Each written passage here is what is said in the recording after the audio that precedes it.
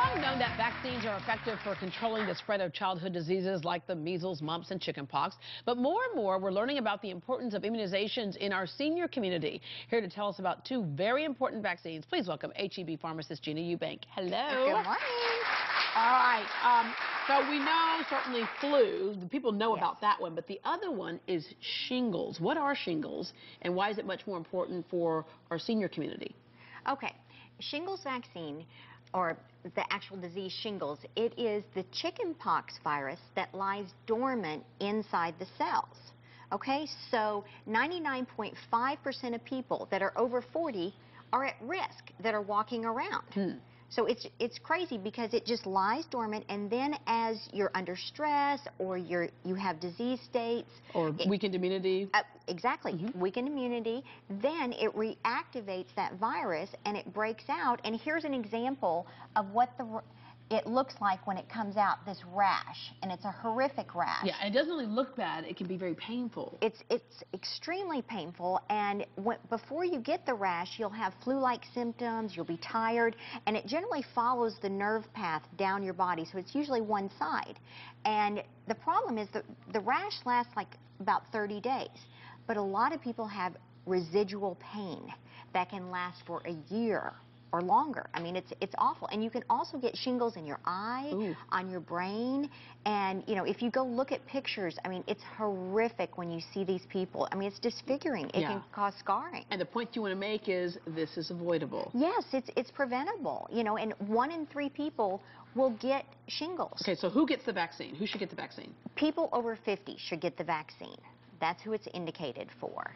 And, you know, just go in, get your vaccine, be protected, because people always think of vaccines after they get to the disease. So don't gamble. I mean, 1 in 3, I mean, we could get the people in the audience and say, shingles, no, no, shingles, no, shingles. Yeah, all right. So if you get that vaccine at HEB Pharmacy, do you need a doctor's note, or what do you need? No. We have a protocol where we can administer the vaccine without a doctor's prescription.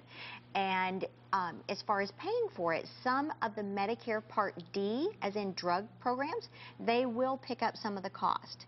So you can either call the 1-800 number on the back of your card if you have Medicare Part D, or you can go to HEB, fill out a form, and show your insurance card, and we can run it through and we can tell you what the cost of the vaccine would be. But it'll be way less than if you were to get the shingles, and way less painful. Yeah, than going to the doctor or being in the hospital, all that type of stuff. Okay, so if you've already had shingles, are you somebody who really should get this vaccine, or does it not matter up to that point?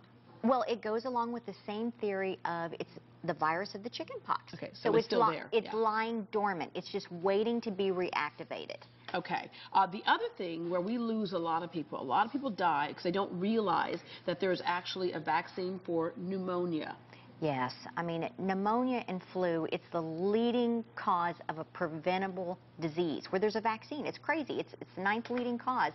And people that need pneumonia, if they're over 2... Or need the pneumonia vaccine. Excuse me. Need the pneumonia vaccine is if they're over the age of 2 and they have chronic illnesses.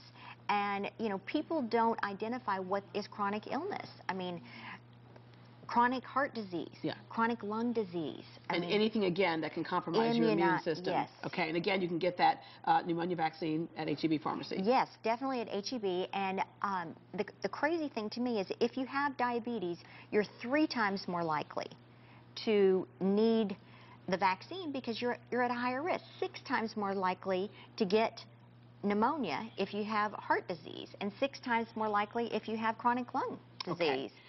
On the topic of vaccines, we had an email, and this email question says, I am on daily meds for blood pressure, thyroid, and osteoporosis. Will immunizations interfere with my medications? Because one thing I know that you all deal with is sometimes people have certain myths surrounding or misconceptions surrounding vaccines and might get some things confused. And, you know, that's something you should discuss with your doctor and your pharmacist, but basic medications like that, you don't have to be concerned about.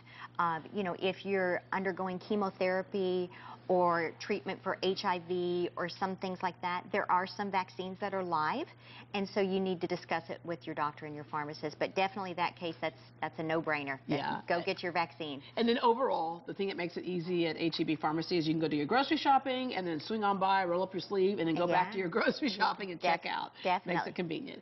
All right, Gina, thank you very much. Thank you. All right, and if you would like to save money on your prescriptions, be sure to check out the HEB Platinum Rewards program for savings on everything from prescription drugs to pet medications to immunizations. In fact, with the rewards card, you can get 90-day supplies of selected generic prescription drugs for just $9.99. You can find out more at heb.com/pharmacy or visit the pharmacy at your local HEB. Coming up, spider veins and varicose veins are not just cosmetic issues. The problems can run skin deep. How to fix them next.